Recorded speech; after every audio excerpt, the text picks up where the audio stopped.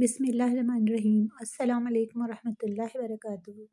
ہزاروں کروڑوں اربوں درود و سلام ہو نبی پاک صلی اللہ علیہ وآلہ وسلم اور ان کے آل پر۔ جب قیامت کی نشانیاں پوری ہو لیں گی اور مسلمانوں کی بغلوں کے نیچے سے وہ خوشبودار ہوا گزر لے گی جس سے تمام مسلمانوں کی وفات ہو جائے گی، اس کے بعد پھر 40 برس کا زمانہ ایسا گزرے گا کہ اس میں کسی کی اولاد نہ ہوگی، یعنی 40 برس سے کم عمر کا کوئی نہ رہے گا، اور دنیا میں کافر ہی کافر ہوں گے، اللہ کہنے والا کوئی نہ ہوگا، اور لوگ اپنے اپنے کاموں میں مشغول ہوں گے کہ دفعتاً حضرت اسرافیل علیہ السلام کو سور پھونکنے کا حکم ہوگا۔ شروع میں اس کی آواز بہت باریک ہوگی اور رفتہ رفتہ بہت بلند ہو جائے گی۔ لوگ کان لگا کر اس کی آواز سنیں گے اور بے ہوش ہو کر گر پڑیں گے اور مر جائیں گے۔ آسمان، زمین، پہاڑ، یہاں تک کہ سور اور اسرافیل، تمام ملائکہ فنا ہو جائیں گے۔ اس وقت سوائے اس واحد حقیقی کے کوئی نہ ہوگا۔ وہ فرمائے گا، آج کس کی بادشاہت ہے؟ کہاں ہیں جبارین؟ کہاں ہیں متکبرین؟ مگر ہے کون جو جواب دے گا؟ پھر خود ہی فرمائے گا، صرف اللہ واحد قہار کی سلطنت ہے۔ پھر جب اللہ تعالیٰ چاہے گا اسرافیل کو زندہ فرمائے گا، سور کو پیدا کرے گا، دوبارہ پھونکنے کا حکم دے گا۔ سور پھونکتے ہی تمام اولین، آخرین، ملائکہ، انس و جن، حیوانات موجود ہو جائیں گے۔ سب سے پہلے حضور اکرم صلی اللہ تعالیٰ علیہ وآلہ وسلم قبر مبارک سے یوں برآمد ہوں گے کہ داہنے ہاتھ میں صدیق اکبر کا ہاتھ اور بائیں ہاتھ میں حضرت فاروق اعظم رضی اللہ تعالیٰ عنہ کا ہاتھ ہوگا۔ پھر مکہ معظمہ اور مدینہ طیبہ کے مقابر میں جتنے مسلمان دفن ہیں، سب کو اپنے ہمراہ لے کر میدان حشر میں تشریف لے جائیں گے۔ دنیا میں جو روح جس جسم کے ساتھ متعلق تھی، اسی روح کا حشر اسی جسم میں ہوگا۔ قیامت کے دن لوگ اپنی اپنی قبروں سے ننگے بدن، ننگے پاؤں، بنا ختنہ شدہ اٹھیں گے، کوئی پیدل، کوئی سوار، اور ان میں بعض تنہا سوار ہوں گے، اور کسی سواری پر 2، کسی پر 3، اور کسی پر 4، اور کسی پر 10 ہوں گے۔ کافر منہ کے بل چلتا ہوا میدان حشر کو جائے گا۔ کسی کو ملائکہ گھسیٹ کر لے جائیں گے، کسی کو آگ جمع کر کے لے جائے گی۔ یہ میدان حشر ملک کی شام کی زمین پر قائم ہوگا۔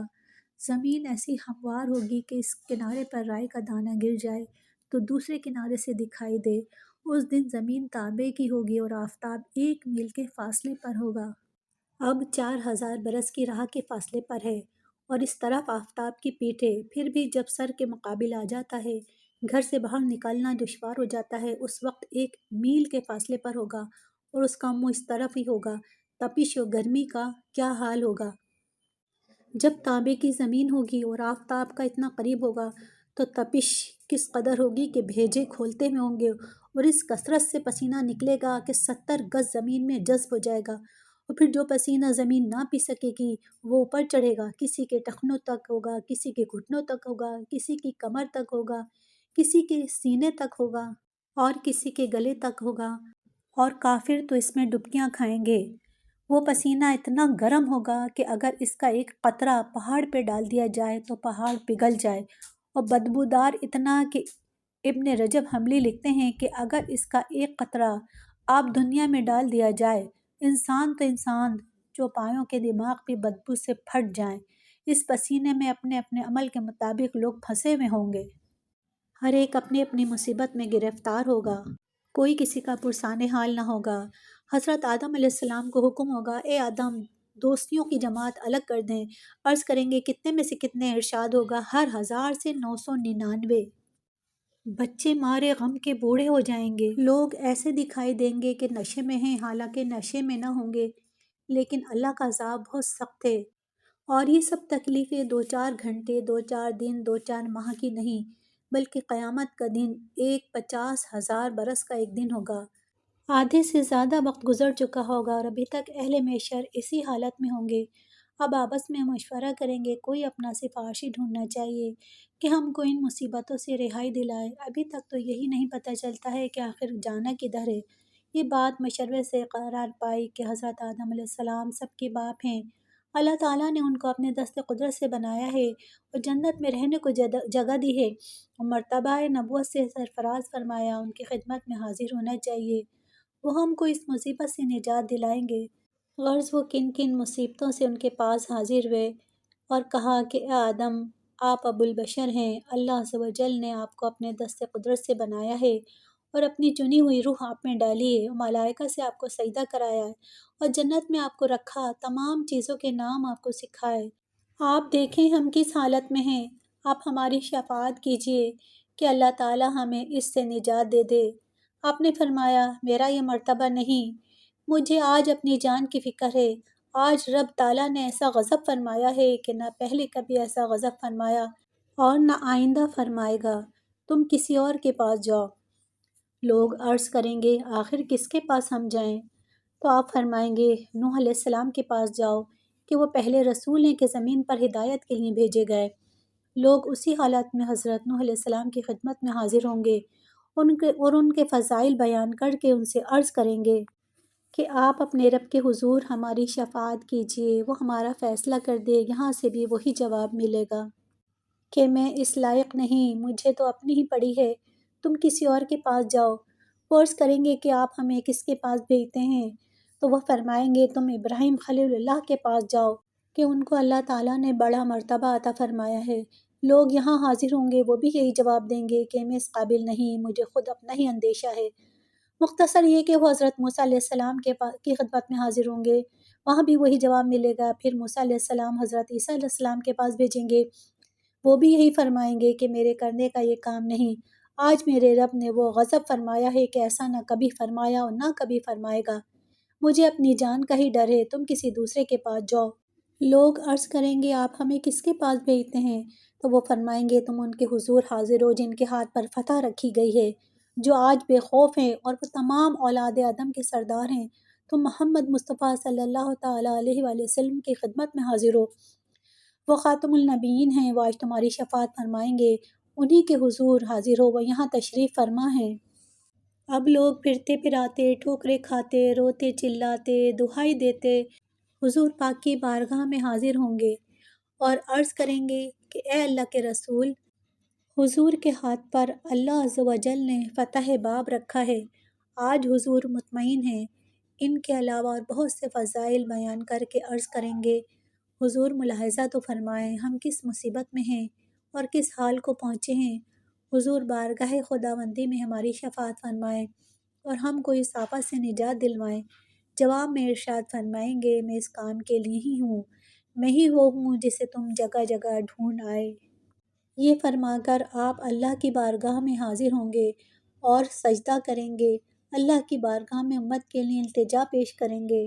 حدیث کی کتابوں میں یہ الفاظ موجود ہیں کہ ارشاد ہوگا اے محمد صلی اللہ علیہ وآلہ وسلم، اے محبوب اپنا سر اٹھائیے، آپ کہیے آپ کی بات سنی جائے گی، مانگیے جو مانگیں گے دیا جائے گا، آپ شفاعت کیجیے آپ کی شفاعت مقبول ہے۔ اور پھر تو شفاعت کا سلسلہ شروع ہو جائے گا، یہاں تک کہ جس کے دل میں رائے کے دانے سے کم بھی ایمان ہوگا اس کے لیے بھی شفاعت فرما کر اسے جہنم سے نکال لیں گے، یہاں تک کہ جو سچے دل سے مسلمان ہوا اگرچہ اس کے پاس کوئی نیک عمل نہیں ہے اسے بھی دوزخ سے نکال لیں گے۔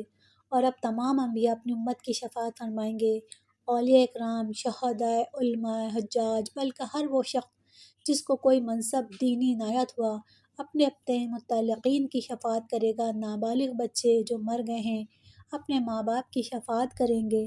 نبی پاک صلی اللہ تعالیٰ علیہ وآلہ وسلم نے فرمایا میری امت سے 70,000 بے حساب جنت میں داخل ہوں گے، سبحان اللہ۔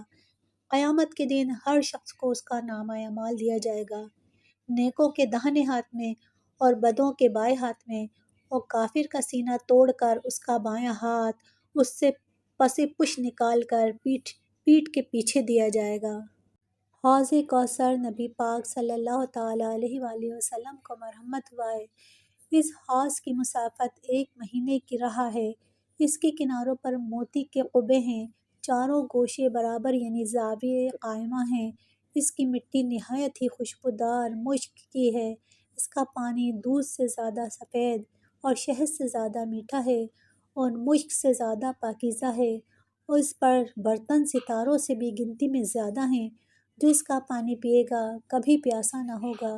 اس میں جنت سے 2 پرنالے ہر وقت گرتے ہیں، ایک سونے کا اور دوسرا چاندی کا۔ میزان پر لوگوں کے اعمال نیک و بد تولے جائیں گے، نیکی کا پلہ بھاری ہونے کے یہ معنی ہے کہ اوپر اٹھے۔ دنیا کا سا معاملہ نہیں ہے کہ جو بھاری ہوتا ہے نیچے کو جھکتا ہے۔ نبی پاک صلی اللہ تعالیٰ علیہ وآلہ وسلم کو اللہ عز و جل مقام محمود عطا فرمائے گا کہ تمام اولین و آخرین حضور صلی اللہ تعالیٰ علیہ وآلہ وسلم کی حمد و ثنا فرمائیں گے۔ حدیث میں آتا ہے کہ میرے آقا فرماتے ہیں کہ مجھے لواء الحمد عطا کیا جائے گا، مجھے ایک پرچم عطا کیا جائے گا۔ وہ پرچم اتنا بڑا ہوگا، فرمایا کہ اس پرچم کی لمبائی کئی ہزار سال تک اگر گھوڑا سوار گھوڑا دوڑاتا رہے تو اتنا لمبا وہ پرچم ہوگا۔ لوگ آپ کو تلاش کر رہے ہوں گے تو آقا کی پہچان وہ پرچم ہی ہوگا، دور سے نظر آئے گا کہ دیکھو وہ پرچم ہے اور میرے آقا وہاں ہیں، چلو وہاں چلتے ہیں۔ نبی پاک فرماتے ہیں کہ جب قیامت کا دن ہوگا تو مجھے حوض کوثر پر ڈھونڈ لینا، میں اپنے پیاسے امتیوں کو جام کوثر پلا رہا ہوں گا۔ صحابہ نے فرمایا حضور اگر حوض کوثر پہ نہ ملیں تو آپ نے فرمایا وہاں نہ ملوں تو میزان عمل پر ڈھونڈ لینا۔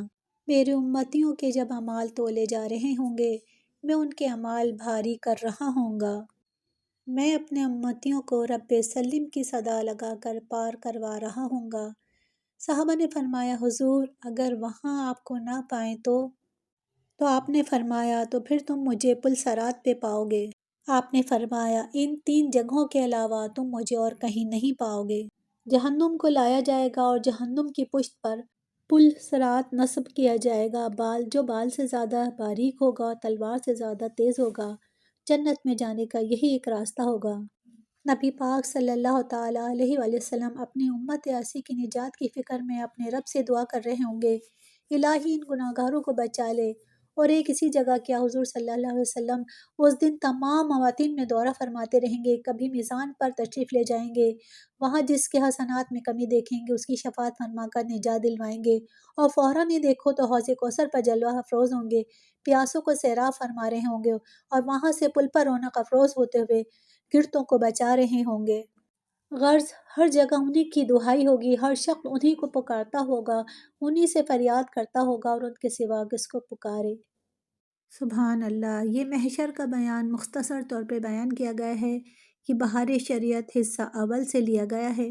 اگر آپ کو ہماری ویڈیو پسند آئی ہے تو ہمارے چینل کو سبسکرائب کریں اور کمنٹ باکس میں اپنی رائے کا اظہار ضرور کریں۔ زندگی رہی تو انشاءاللہ ایک اور ویڈیو لے کے حاضر ہوں گے۔ اپنا خیال رکھیے گا۔ اللہ حافظ۔